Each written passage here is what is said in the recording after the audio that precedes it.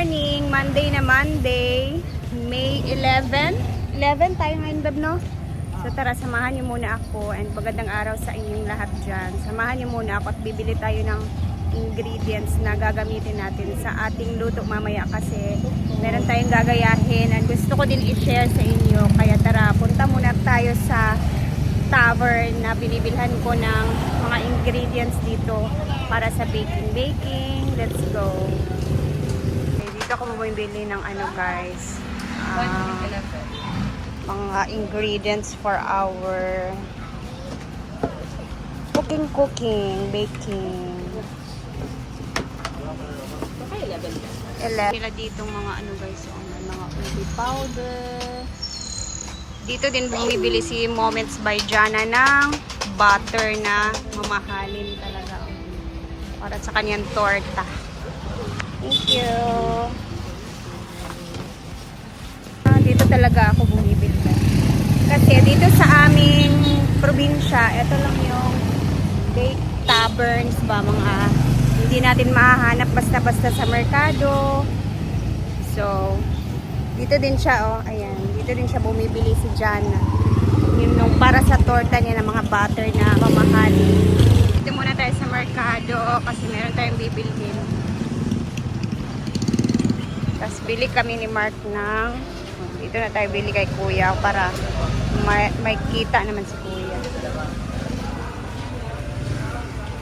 Panglamas sa bahay naman yan.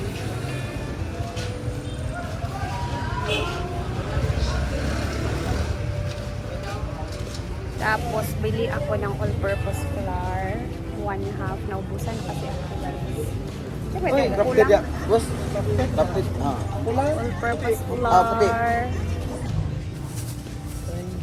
Thank you. Sa magpalit sa akong bread. Hahanapin na parang buns na bread. Dito sa Pikas. Dito sa Pure All Pikas. Masaya ko talaga na nagpagupit na ako ng buhok, guys, kasi hindi na mainit yung pakiramdam. Ito na bread yung hinahanap natin. So, bili tayo ng bagong luto pa, oh. Moist pa siya. 50 pesos. Mainit-init pa. Let's go. Parang tina-level up na. Ha? Saan tawag ni? Pan de leche. Pan de leche ang tawag sa amin dito. Plain lang siya. Wala siyang palaman. Pero di ko alam kung ba't tinawag nilang pan de leche. Tara na, let's go na, guys. Dahil na mag-alas 11 na ata.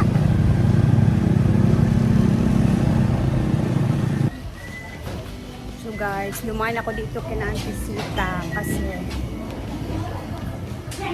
ayan, update lang tayo dito sa libing kanina. Napakaaga kasi ng libing, alas 7 ng sa kulit. Ha?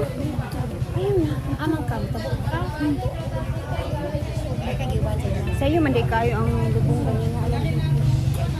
Sige na. Thank you. Tara ko. 27 si Auntie Lulit. Siya yung asawa ng namatay. Yung mama ni Gigi. Siya yung kapatid ni Uncle Romeo na papa ni Brenda. So, update lang tayo doon. Alas 7 yung libing kanina, napakaaga. And kagabi, doon din kami nag last vigil kasi SC night kagabi. So, hindi na ako nag-vlog kagabi, guys. Ayun, nakilamay. Tapos umuwi din ako mga 12, 11 ata yun kagabi. And ngayong araw, si Brenda at the same time ngayon, napakaaga ng ano ni Brenda kanina. Nasa CDO din siya kasi may promotion siya sa mga gadget store doon. So, alam niyo na kailangan magtrabaho kasi ang dami niyang babayaran. So at least kahit paano nalibing na din si Uncle. Si Uncle guys, sa mga hindi nakakaalam, yung namatay na husband ni Auntie Lolit, kapatid yun ni Danis na isa sa SC na hindi nila, hi Loy! Hindi na masyadong nakikita kasi nasa US na ngayon. Si Danis Hamis. So, hindi lang siya nakauwi, gawa ng mahirap iuwi ng ganun ka bilis, no? So, naubo ako ngayon guys. Hello! Ang aga ng libing kanina, alas 7. So, dito na tayo sa farm. Ano? Ay! Laban sa init. And that's life. Buti na lang morena si Re. I like my hair. Ilang dito guys, nandito na ako sa farm. Nandito si Ma'am Shig, yung iba SC, sila Marian, sila ni Argel, hindi sumama. And dito ata si Yaya. Ito si Yaya ata to. Kabila ko si Yaya. Si Yaya de Carlo. Hinahanap ko si Yaya guys. Hindi ko mahanap. Nandito din si Gwen. Monday, so medyo relaxing day. Wala pa masyadong tao. Pero meron ng mga guests. Andito si Gwyneth. Andito si Gwyneth. May ichichika na naman siya sa akin. Ansa? Pwede i-video? Ayun lang istorya ang pangalan. Ba masasala idea? Sige na. Ikot sa dito. Yung friend ko, pa kayo dito.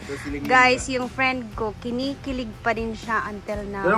And, yung bang parang nagdadalawang isip pa siya. Ewan ko. Basta in love talaga guys, no? And, Hello bro. hoy, kilala kita, wag ako. Yung, ano kasi siya, ang ganda talaga ni Gwen. Yun lang yung masasabi ko. So, mamaya na yung chismisan with Gwen. Dahil first vlog natin for today. So, mag-ikot-ikot muna si Rhea. Naglinis sila Bimbo sa pool. And i-check natin yung ginawa nila kahapon, guys. Hi, Len! Good morning! Sabi ko magkinsay naligo. Ay, naglilinis sila ng pool. Kasi nga, di ba Monday? Every Monday yung linis ng pool. Man, si Bimbo ganina, murag nakita. Murag nakita, taka dito sa dakong balay. Akaran pa, Jod? Oh.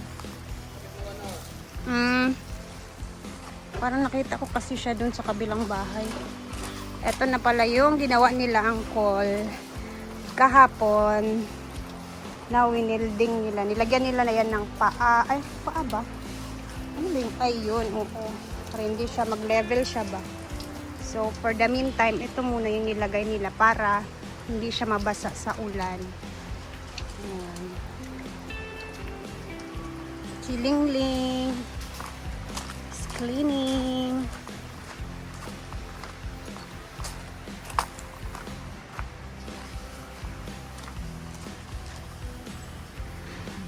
Medyo tahimik tayo ngayon dito. Ayan, ikot-ikot muna tayo talaga guys for the first vlog natin. Para maano lang siya. Kita lang niyo lang yung mga view. Ayan. Para ma-relax kayong lahat. Ayan. Tingnan niyo yung bulaklak dito. Lumalaki na siya. Uy, my gosh. Dapat ma-appreciate natin yung mga ganitong klaseng bulaklak. Kasama yung lang ganda dito mag-picture talaga guys. Yan, di ba? Ito, ako guys, pag nakakita ako ng ganitong mga bulaklak, ang cute niya. Nare-relax na ako talaga. Yan, di ba? Ay, sarap talaga ng buhay sa probinsya pag ganito yung mga view. Nakakawala ng stress, lalo na pag may swimming pool na ganito. Hindi ba?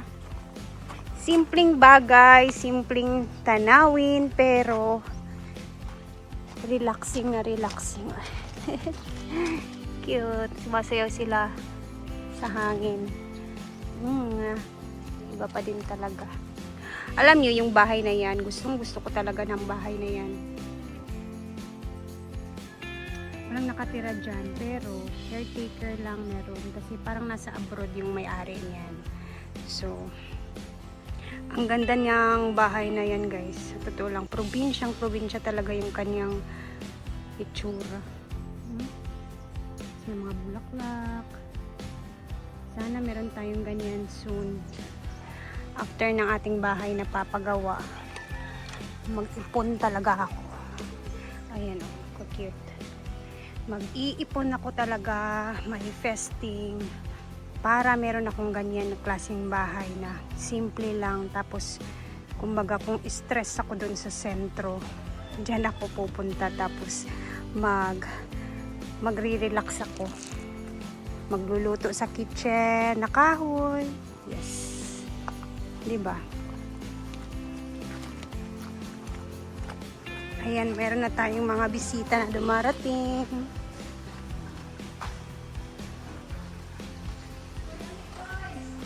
Swimming sila kaso wala mang laman pa yung pool. Ayun.